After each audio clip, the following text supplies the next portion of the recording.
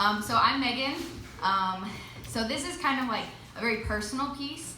So it's called Self-Help, Tips from a High School Whore. So all of these are pretty real, they all are real events, but all names have been omitted, obviously for privacy purposes. And I will give like kind of a trigger warning because there is some interesting things in here. So we're gonna start with tip number 1. Accept the fact that not everyone's going to like you. Although there are a lot of people in this world who are out to get you, you must understand that that's okay. All you must do to overcome this is realize that you really don't need everyone's support to be successful. I learned through high school that there was going to be people who hated me if I slept with everybody, and people who would hate me if I was a 40-year-old virgin. Those people just suck in general, but they're usually so low in life that they have to bring you down to their level. Tip number 2, let yourself be your number 1 fan. Everybody is going to tell you to love yourself, and it's very important, but sometimes just treating yourself to some new clothes or a nice bath is not always going to solve all your problems, because honestly, your problems are a whole lot bigger than you think. The easiest way to make yourself feel better is just to go out there and be your own hype squad. Get some t-shirts with your face on it, make your own fan page, whatever works for you. Being labeled a whore in high school, I did not have a lot of choices in what I could do. So I took the easy way out and just worked with what I got. I strutted my fine self down the hallways like it was a runway, no matter what anyone else said. People stared and called me a slut, a whore, and a lot of other things I don't have the heart to repeat. Skank. These hateful words only made me walk a little taller. It isn't easier, but it's easier than trying to hide your face, because they'll find you. They always do. Tip number 3, never become who they say you are. The temptation is there, I assure you. When everyone in the school thinks you've slept with half the football team, or at least the whole physics club, you might as well get the pleasure out of it, but it's really not worth it. It's important to at least stay true to yourself. I was a sophomore in high school, and I had one of the senior football players come up to me and ask me if I would sleep with him. Hey, baby. I heard you'd sleep with anybody if the price was right, so I figured, does $250 sound all right? All right, your loss. Later. Yeah, that one hurt a bit. But damn, that money was real tempting at the time, but at what cost to myself? You do not need to change yourself to what everyone else expects of you. If you want to sleep with somebody, go for it, but don't do it because people expect it of you. You're worth more than any rumor that is spread about you, and trust me, I've heard some crazy ones. One of the best things to learn is to take whatever nasty things that somebody says about you and realize they're talking about their own negative self. You do you, man. Tip number 4, never let the bad things that happen to you define you. I've never been one to let myself or others pity me. It makes me feel pathetic, which is a big fear of mine. I have a real pride issue that I'm working on, but it's a struggle. I'm not sure where to start, but I guess to begin, we can talk about why I don't like sex. Here's a story I've never really told anyone, and now I get to tell all of you. And sadly, I know some of you may be able to relate. And for those of you who can't, I pray you never have to. I went to high school across from a pizza place. It was a pretty bomb pizza place in my opinion, so I spent a lot of time there. We would go there after school, we had practice later, and just hang out. I was a band kid in high school, and I was happy to be one. I've never really involved myself with other groups of people because I had 90 friends in the marching band, and I didn't really need anybody else. Our football team would also hang out at this pizza place, and we sometimes bumped heads over who got what tables and other things. I'd had a rough day at school and did not feel like being in a restaurant with tons of people, but I went anyway. I sat at a table by myself, and then a seemingly nice guy came over and asked to sit down, and I chatted with him for a while, and after we finished our pizza, he offered to get me a refill. And I told him I liked Dr. Pepper with no ice. After a bit, he needed to leave, and I continued to sit there trying to work on some homework. I couldn't focus for some reason, and I was extremely nauseous. I was blazing hot, but I felt chills at the same time. I grabbed my stuff and went outside to try and get some fresh air. I sat down in the back alley behind the pizza place so nobody could see me if I started puking my brains out. I sat down and tried to take some deep breaths, but I could feel myself getting lightheaded, and I closed my eyes. I really wish I could tell you what happened next, but I only had a very few vague seconds of consciousness that I can remember after that. I remember being in a car and in a room, and that's about it.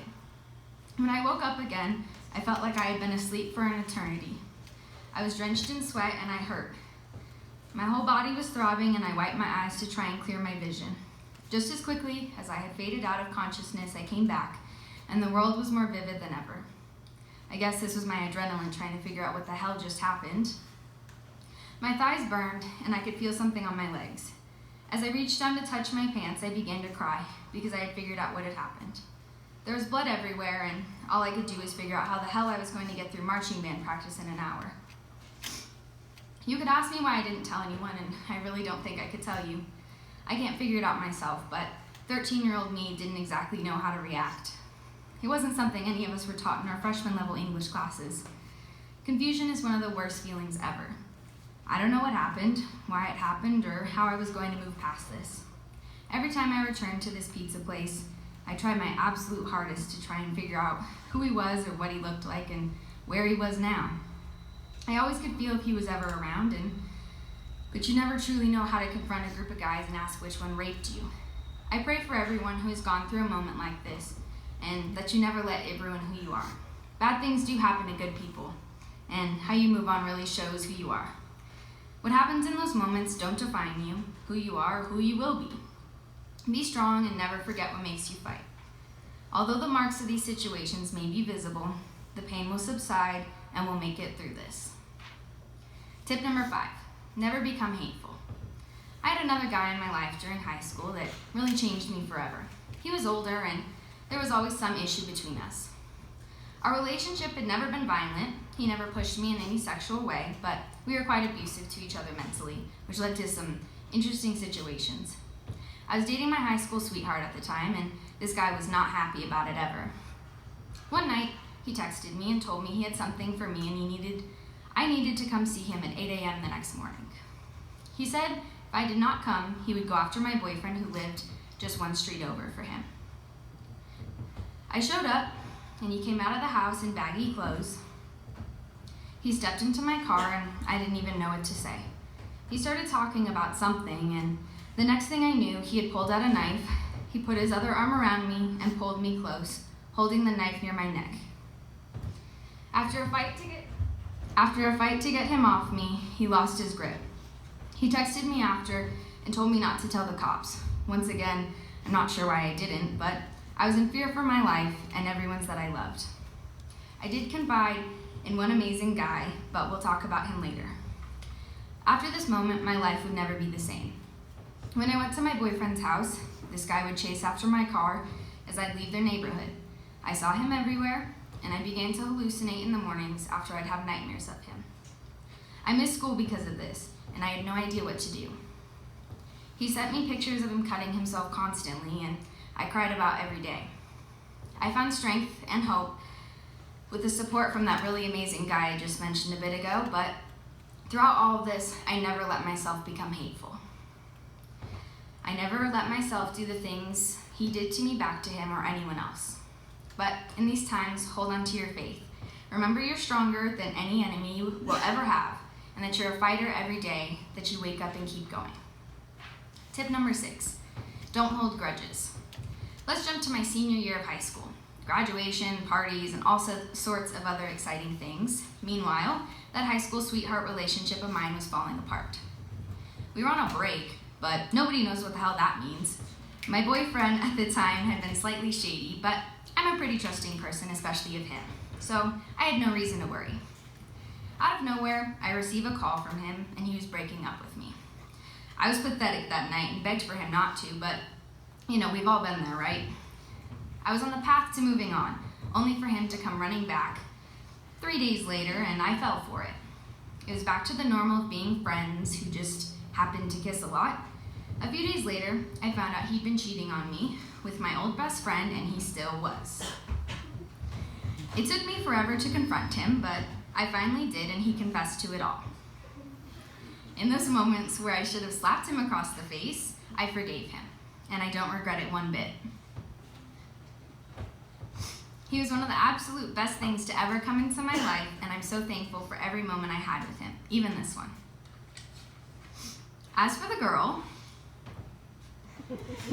she came to me as well and told me everything that had happened.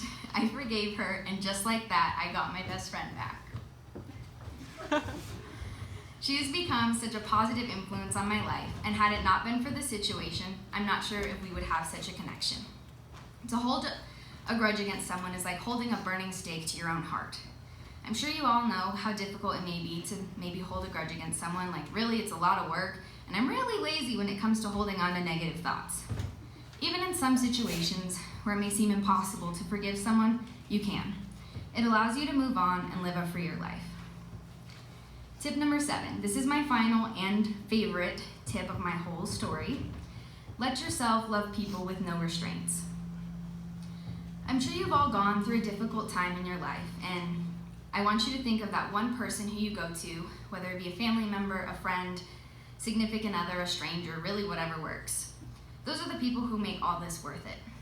I'm not going to lie to you. All of this is hard, and if you've been in any of these situations, I'm sure you can relate. You feel broken, and there were a lot of times I really wanted to give up and just lash out on everybody, but then they hurt me. That makes me just as bad as them. Throughout this all, there was one guy that I knew that could always help me off the ground and put a smile on my face. This is the really amazing guy I mentioned a few times in this. Many people would argue with me that he's a bit too old for me and that I don't deserve someone like him. But in my opinion, if someone makes you happy, no matter what the situation may be, you should love whoever you love, and if they love you back, it's even better. Love is priceless. Never let anyone tell you who you should love, just follow your heart. This guy was the only person I confided in for many of these situations, and he always gave me the support I needed to better myself. And now I hope to spend the rest of my life with him. I hope you all find this person, the person who helps you help yourself. Thank you.